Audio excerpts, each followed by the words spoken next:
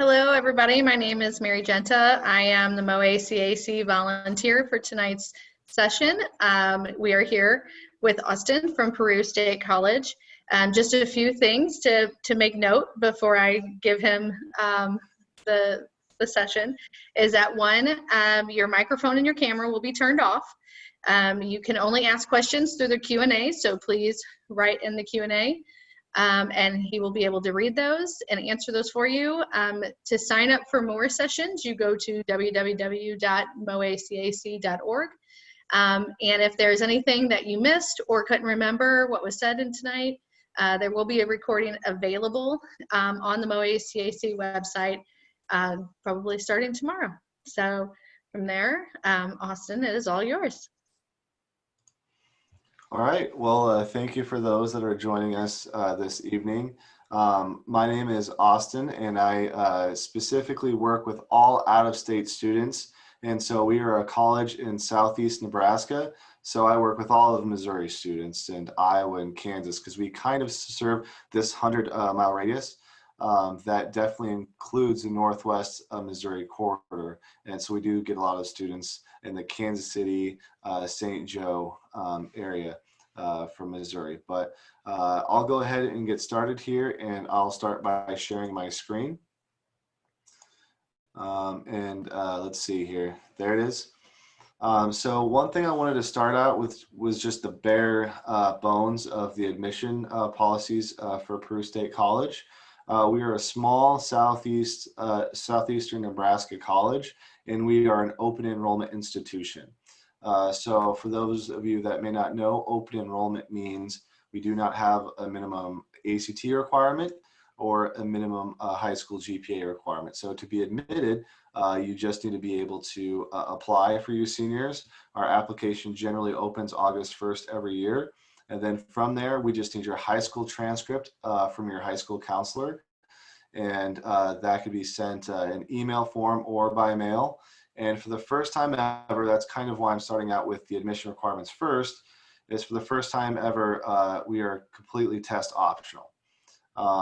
That's kind of an interesting time, as you all may know, but our administration decided to say, you know what, to be admitted, we just need two things from you now: apply, and then your high school transcript. And even for a lot of our scholarships, we've walked away from the ACT being a requirement for most of our scholarships now, which is really exciting. And I'll get into that in a little bit. But just so you guys know, we're an open enrollment institution, and we just need two things from you guys to get admitted. We'll go backwards here, and I'll kind of give you guys a broad kind of picture of where we're at or where we're located. As you guys can see, the map is right here. I already said we're kind of in the southeastern part of the state of Nebraska, but we are about an hour south of Omaha and Lincoln, and directly 2 hours north of Kansas City if you take I-29. And you can kind of see here at this map here in the top right corner, we are a very small campus. We have about 900 students on our campus. And one thing that we're very proud of, believe it or not, we are Nebraska's first and oldest institution. So that's kind of a fun thing for us. And even though we have a lot of old buildings, right now I'm in the administration building. This building is also quite old. We have done a lot of renovations over our 150 plus years here. In the last decade, we've spent over $70 million on our campus infrastructure, and that's done a lot of good for our students here that can see that, you know, in the buildings and the renovations and all those different things that have happened. Okay, all right, so this is kind of fun too to talk about. Start your campus visit experience. In March of this year, we had to shut down our campus visits that were in person. And so what we started to do was offer Monday through Friday virtual visits on Zoom, kind of like this. And what's kind of interesting is that never stopped as far as us offering virtual campus visits. So I've been able to talk to students virtually in Canada even. I work with international students as well. So we had a Canadian student that was able to virtually visit, which was really cool during the break. Also, I've had students from Colorado, Florida, all over the country that can visit virtually. And you can actually sign up for a virtual visit by going to our website. Right here is the URL. And we have those visits Monday through Friday at 3 o'clock Central. And it's a really good opportunity for our students, especially those ones that can't or are not able to easily get here. I'm thinking of, maybe further in the state like St. Louis, Missouri, or Columbia, Missouri, those different places. Sometimes it's kind of a long drive and maybe getting here may not be physically possible in some cases. And always a good first start could be to do that virtual visit. And our virtual visits can include talking to someone like me about admissions, scholarships, and those different types of things. A faculty member, if you are interested in one of our majors that we offer, and even athletics, if that's something that you might be interested in. And at the very end, we usually like to try to get a student ambassador to speak with you if that's what a student and prospective student would like to meet with. And of course, we have been starting, and Nebraska so far has been very fortunate with low infection rate here. And so we started on August 17th, I believe it was, and we've been in classes on campus since then. And we've also been offering main campus visits. So we are offering Monday through Friday in-person visits, which would include a tour and lunch of campus, in addition to talking to faculty and admissions personnel as well. So we're offering both.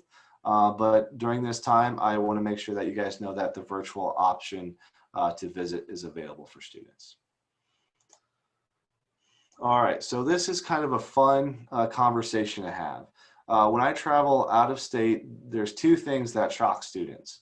One is, yes, we are in the state of Nebraska, but we do not have out-of-state tuition for anyone. So that includes international students. You can be a student in Missouri, Texas, or Canada. You're not going to pay more tuition, at least per credit hour, than your Nebraska students, which is really kind of cool. That's what this emblem here kind of certifies, is that one rate any state. After that, you guys can see our total cost. This is kind of the second thing that surprises some students. We're a very small college. We feel like we are a private college, but we have a public cost. That $17,000 number there that you see is not a semester cost. It is your yearly cost. So that is for the academic year, and that would include 30 credit hours. That would be tuition, required fees, housing, meal plan. That $17,000 number is completely, without scholarships or anything like that. That's our yearly cost. So we think we are a very good value for our students that come to us from out of state. Right over here at the top right, you guys can kind of see our Invest in Success Awards. The idea behind these awards kind of came about 2 years ago. 2 years ago, Peru State College hired an outside firm to kind of revamp our scholarships. And so what that firm did is they asked Peru State to provide data, and they said, hey, look at the last 4 years of your students here at Peru State College and see what a successful student looks like. What is that? And so they asked us to provide data with their incoming ACT, their incoming high school GPA. And what we did is we found out the biggest predictor of success, you guys probably can guess, is not the ACT, it was the GPA. So we were doing this research several years ago. And so what happened last year is we did have ACT score requirements for these 4 awards, but they were dropped considerably than what they were in the past. Now, for the first time ever, these are solely based off of your high school GPA. So if you're looking at the TJ Majors Award with your 6th semester GPA in high school, if you have a 2.7, you apply to Peru State College, you're going to be getting the TJ Majors scholarship. Your application to our school or our institution is your application to these 4 awards, and that's actually kind of exciting, we believe. It goes on up. You guys can see there the dean's requirement is a 3.2, the president's is a 3.5, and then the chancellor's is a 3.85.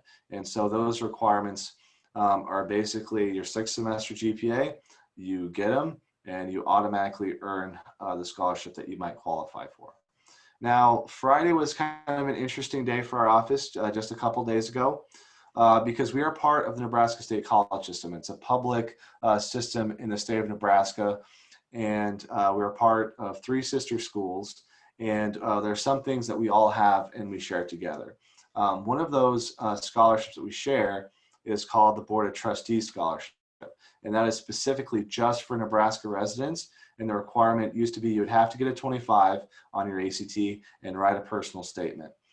Peru State College added the No Boundaries Scholarship, which is also a full tuition award, but specifically for non-residents of the state of Nebraska. So that's going to be a lot of you students in Missouri.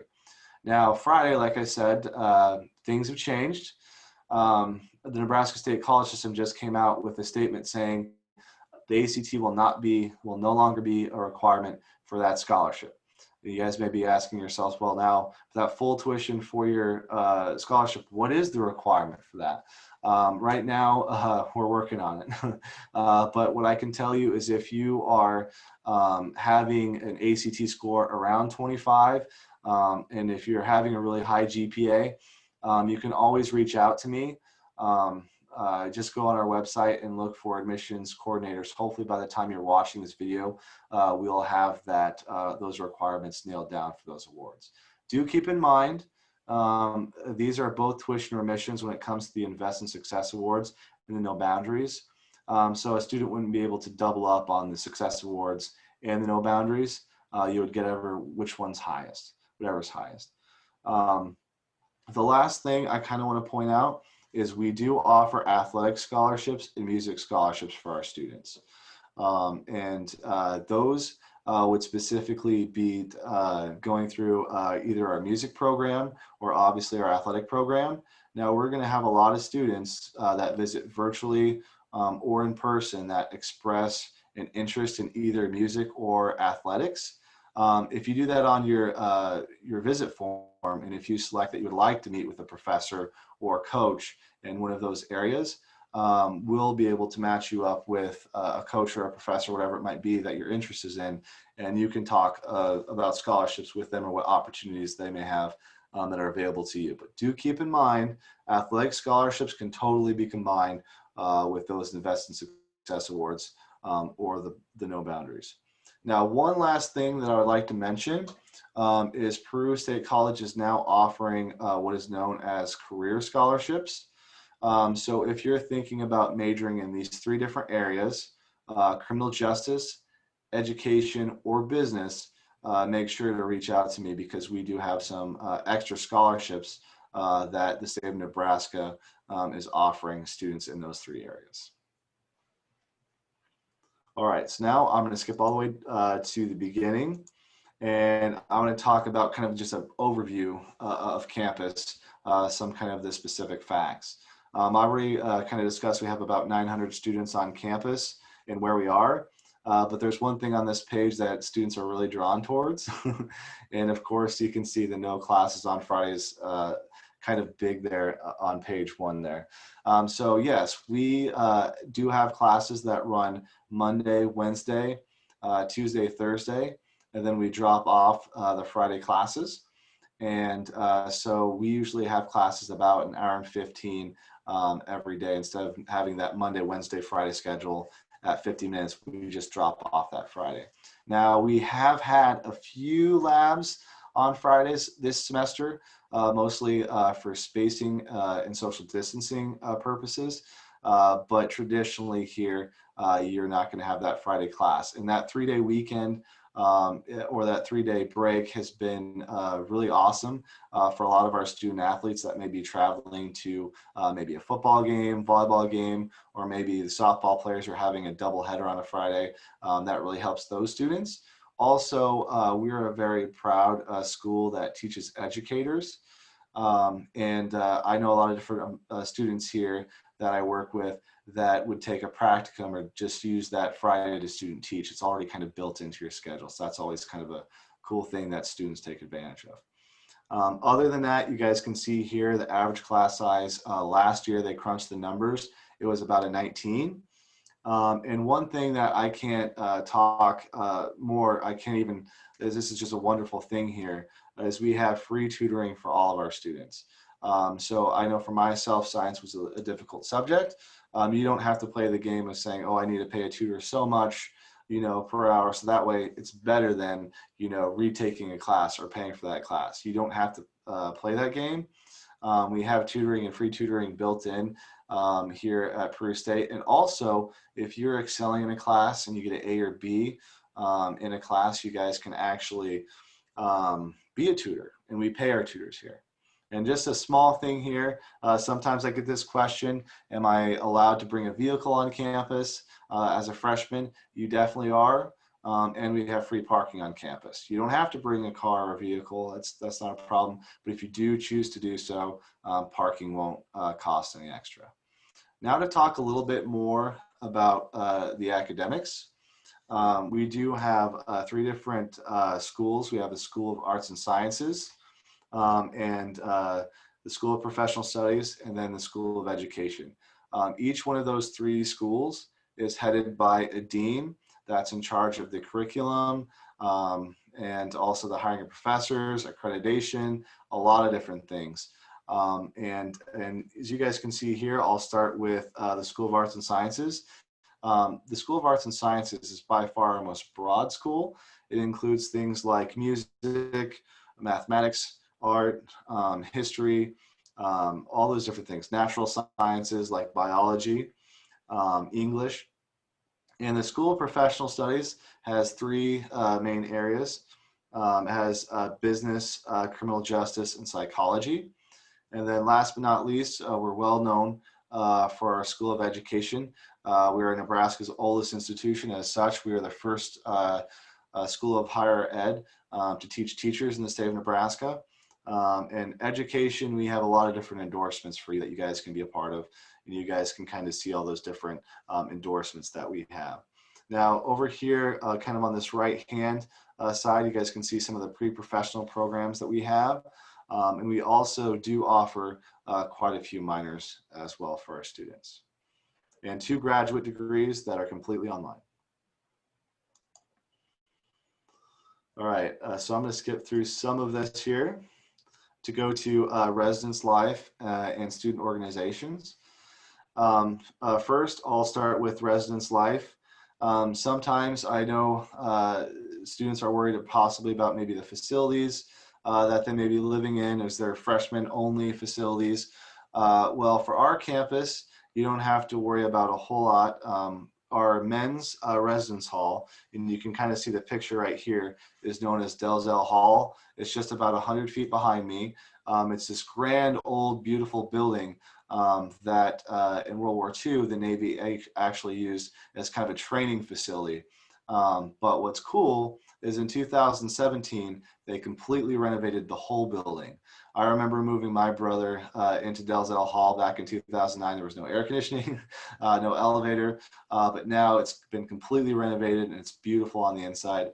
And it has geothermal heating and air conditioning, which may not mean a lot to students, other than you don't have to worry about no air conditioning. All of our buildings on our campus have consistent heating and air, including, of course, our residence halls. And so with the renovations, we're really impressed with how that came out. Now, in a room in Dalzell Hall, you just have one other roommate, a sink in your room. You can kind of see the picture right here, obviously a window, and then you would shut the door or open the door out to a hallway, and then there would be kind of a bathroom in the middle of the facility itself. Morgan Hall is the ladies' dormitory, and it's very similar to Dalzell Hall on the inside. You can see the picture right here, and it's very, very much similar to what Dalzell Hall would look like on the inside. Usually I get several different questions about housing. Usually the first one I get is, okay, if I'm serious about Peru State College, what's a good timeline to get my housing completed? I can tell you February 1st is when our application will become available. So you have some time, at least now in the fall, to be thinking about if Peru State is a college, if it's the right fit for you, and to be scheduling these virtual or in-person visits. Other than that, our priority deadline is June 24th to get your housing completed. And that's not a hard deadline. That just means if you get your housing completed from February 1st until June 24th, you'll be one of the first few students to get your housing assignment. So you'll know who your roommate is around the July 4th holiday weekend. Another thing I can point out is I know a lot of my out-of-state students, they may say, Austin, I don't really know anyone that I'm going to be living with. How does the roommate process work? How do I find a roommate? Well, that's all built in with our housing application. So once that opens on February 1st, it'll be a big, long questionnaire. It'll ask you, you know, what time you wake up, what time you go to bed. Also, how neat do you think you are? Be honest about some of these answers, right? Are you an outdoors person, indoor person? What kind of music do you like? And it's just a huge questionnaire. And so if you don't know someone, what will happen around the June 24th date is all those students that answer the most closely like the other students, so they'll try to match based off your answers. It'll automatically pair you with another student. Now, one fun thing is last year, for the first time ever, we actually had a new question, which is one of my favorites. The last question actually asks, just write a paragraph about yourself. And so for me, I know I like to make this joke, but I'd say I like golf too much, right? And just kind of write a paragraph about yourself. Once you submit that kind of bio about yourself, that paragraph about yourself, you can actually go back into the housing application and look at other people's answers, and you can send friend or roommate requests to students, and they'll get an email and they can choose to accept based off of how you answered those questions. That's really kind of a cool new feature that our housing or our residence life has just completed. All right, so student organizations. I hope you're excited about Peru State College or maybe thinking about signing up for a virtual visit. But if you go to Peru State College or anywhere else, there's one challenge. I'm going to challenge every one of you watching, is that you have to be involved.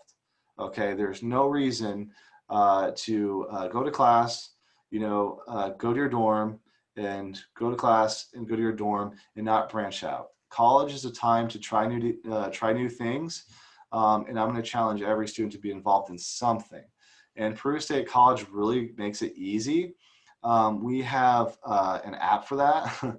We have what is known as the Bobcat Life app, which houses all these different organizations inside the app. And if something is happening on campus, you'll receive a notification on your phone. And largely, our campus activities board, or CAB for short, puts on all these different events. We have things like free movie night, free bowling night. Every other year, we have a concert on campus. There's always something going on, and there's free food over there, whatever it might be. That app will notify you, but it's really driven by our campus activities board and also by our student activities director that we have. She's been doing a great job here for us. But you can see the different types of things that we have. We have intramural sports, club sports, music organizations, religious organizations. We have different things like Checkmate.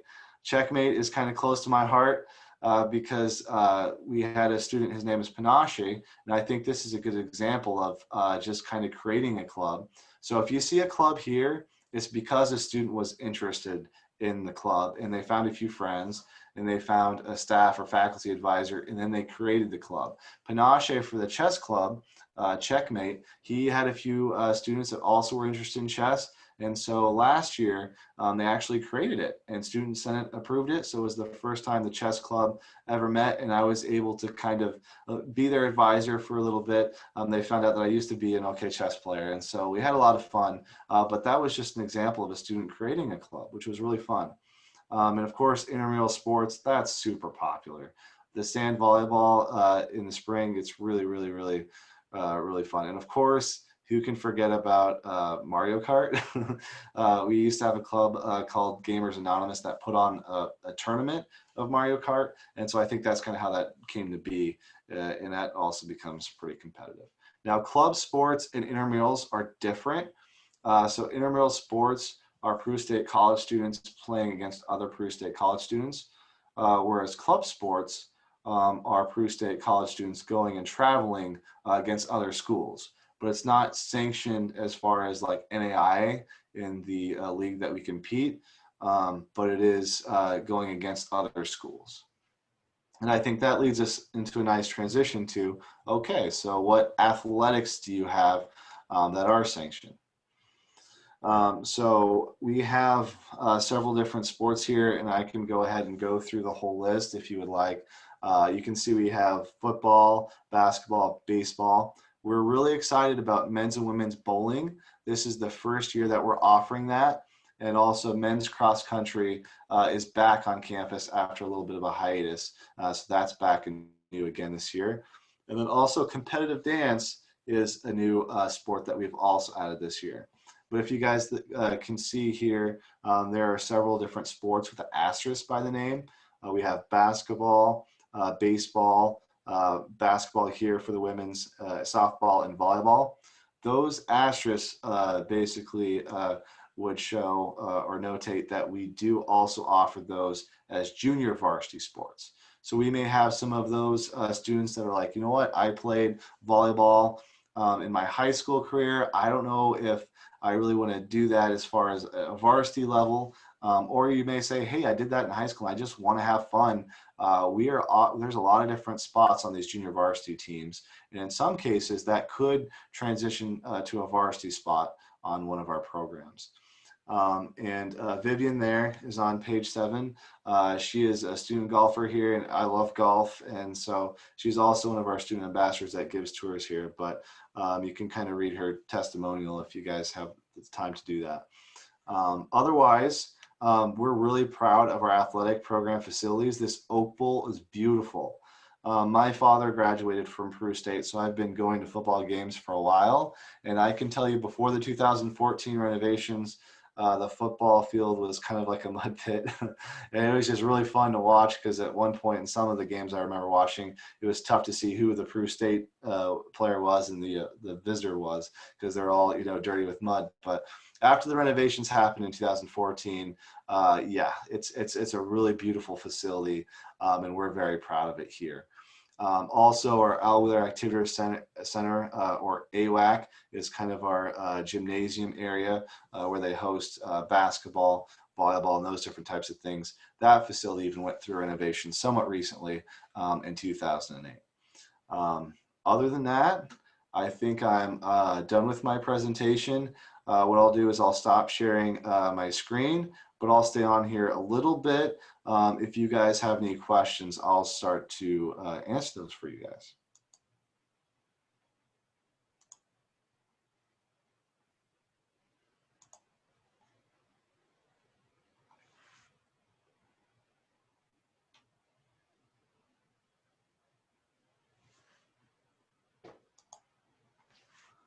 I'm here. Looks like we're not receiving any. I'll stay here for a couple more minutes, but thank you so much for those who have joined.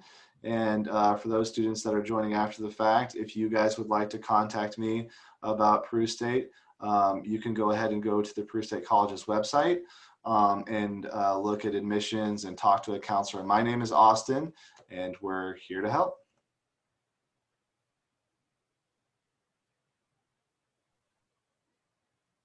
All right, so I will just kind of go over a few things real quick before we finish. If I can get this to pop up, okay.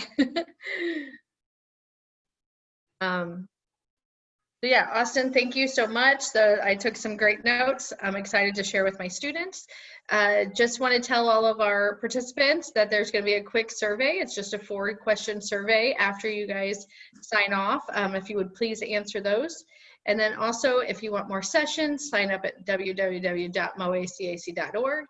And this will be a recording. So if there's a piece that you might have forgotten or didn't write down, you can always go back to the recording on the MOACAC website afterwards. Okay, all right. Well, thank you for spending your Wednesday evening with me. All right. Thanks, Austin. Have a great night to everybody. Thank you.